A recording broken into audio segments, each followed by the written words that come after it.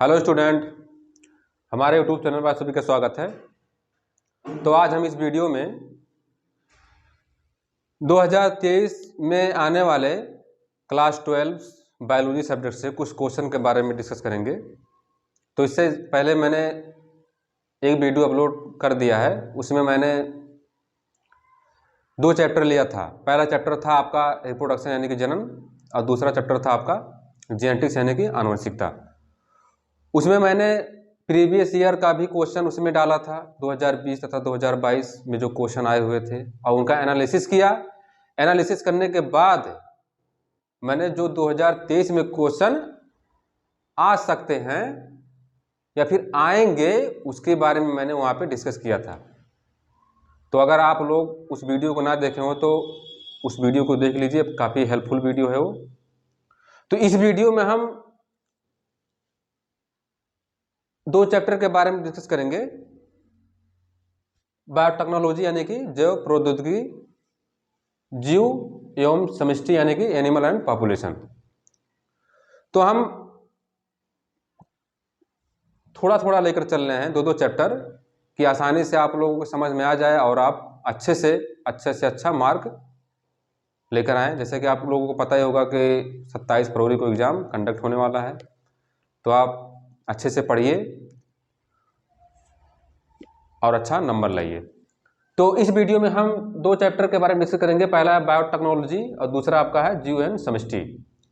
तो देखिए 2020 में जो क्वेश्चन आए हैं बायोटेक्नोलॉजी से यानी कि जैव प्रौद्योगिकी से, पहला है प्लाज्मिड एंड फेजमिड, जो कि 1.5 नंबर का है। आप सभी को पता ही होगा प्लाज्मिड और फेजमिड क्या है ना। प्लाज्मिड जो है एक सेल्फ रिप्लिकेटिंग एजेंट है यानी वेक्टर है, ठीक है।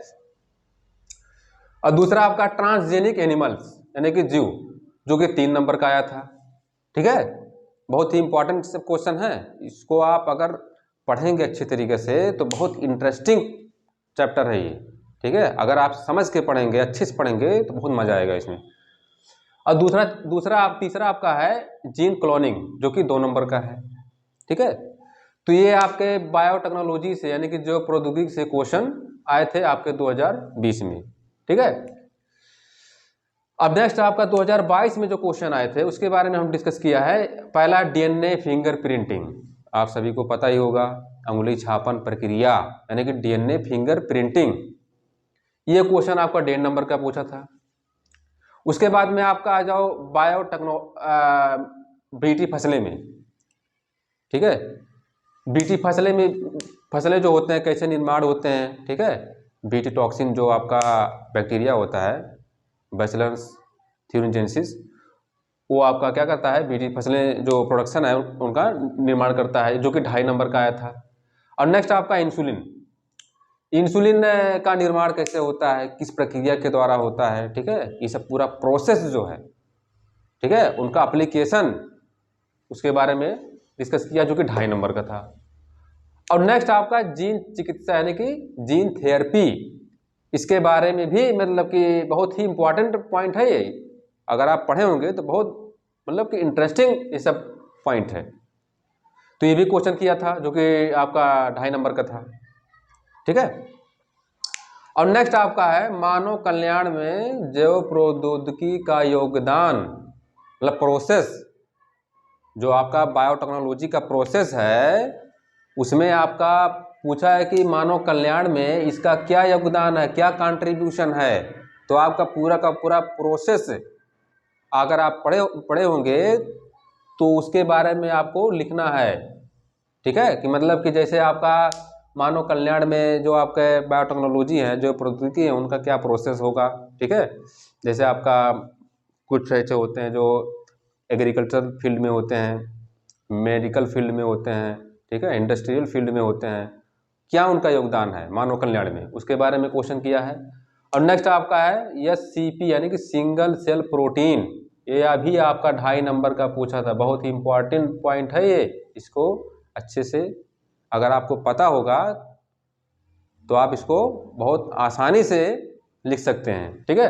और नेक्स्ट आपका है चैप्टर हमारा है जीव एवं समष्टि यानी कि एनिमल एंड पॉपुलेशन, इसमें आपका 2020 में जो क्वेश्चन नहीं पूछा था, एक भी क्वेश्चन नहीं पूछा 2020 में, लेकिन 2022 में देखिए सहभोजिता यानी कि कॉमनसेलिज्म ये क्वेश्चन आया था।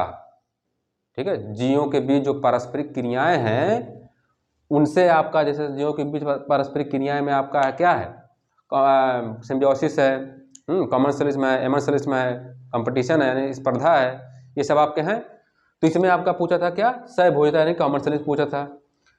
अनुकूलन पूछा था, ठीक है, जो कि देखिए अनुकूलन में आपका एक पूछा था लघु उत्तरीय में, और एक पूछा था दीर्घ यानी कि विस्तृत में पूछा था 5 नंबर का, 2 क्वेश्चन किया था मतलब इसमें अनुकूलन से। जो दीर्घ वाला आपका था विस्तृत क्वेश्चन था, वो पूरा आपको एकदम पूरा डिटेल में लिखना था, और जो लघु उत्तरीय में यानी कि 2 नंबर का था, ये आपका मतलब कि समझ लो कि उसके बारे में सिर्फ इंट्रोड्यूस कर दो, ठीक है, बस, और कुछ नहीं करना था। नेक्स्ट आपका सहजीविता, देखिए यहाँ पर भी आपका पूछा है, सिम्बायोसिस पूछा था जो कि 2 नंबर का था, और सहजीविता यानी कि सिम्बायोसिस भी यहाँ पे पूछा है, यानी कि सहजीविता 2 क्वेश्चन किया है, वो आपका 2 नंबर का था सहभोजिता, और ये आपका सहजीविता 3 नंबर का है। और नेक्स्ट आपका पर्यावरण, ठीक है, तो ये 5 नंबर का पूछा था विस्तृत मतलब दीर्घ लघु उत्तरीय में, ठीक है, पूरा का पूरा आपको लिखना है। इन्वायरमेंट क्या है, इसको हम कैसे स्वच्छ एंड क्लीन मतलब साफ कैसे रखते हैं, ठीक है, इसके बारे में क्वेश्चन किया था। अब नेक्स्ट हम 2023 में क्या क्वेश्चन आ सकते हैं उसके बारे में मैं डिस्कस करूंगा। तो पहला है आपका वैक्सीन प्रोडक्शन, ठीक है, आप वैक्सीन के बारे में जानते होंगे, वैक्सीन क्या है, जैसे आप लगवाए होंगे टीकाकरण जो आता है, हाँ, जैसे आपका कोरोना जो था इसका आप वैक्सीन लगवाए हैं, ठीक है। अब इसका प्रोडक्शन कैसे निर्माण होता है, किस विधि के द्वारा होता है, ठीक है, ये क्वेश्चन आपका बहुत ही इंपॉर्टेंट है, इतना बात जान लो। वैक्सीन प्रोडक्शन यानी कि वैक्सीन उत्पाद, ये आप अच्छे से पढ़ लेना। और नेक्स्ट आपका है बायोपायरेसी एवं पेटेंट, ये मोस्ट इंपॉर्टेंट जान लो, तो मोस्ट इंपॉर्टेंट है ये क्वेश्चन आएगा, जरूर आएगा ये एक क्वेश्चन, तो इसमें से ये बायोपायरेसी या फिर पेटेंट से एक क्वेश्चन आएगा जरूर आपका। और वैसे ही आपका पीसीआर पॉलीमरेज चेन रिएक्शन, ये भी क्वेश्चन आएगा, 100% मोस्ट इंपॉर्टेंट है, ठीक है, इसको आप अच्छे से पढ़ लेना।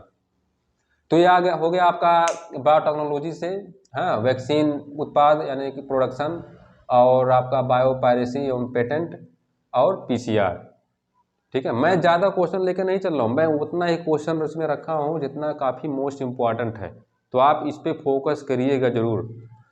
नेक्स्ट आपका चैप्टर है एनिमल एंड पॉपुलेशन यानी कि जीव एवं समष्टि।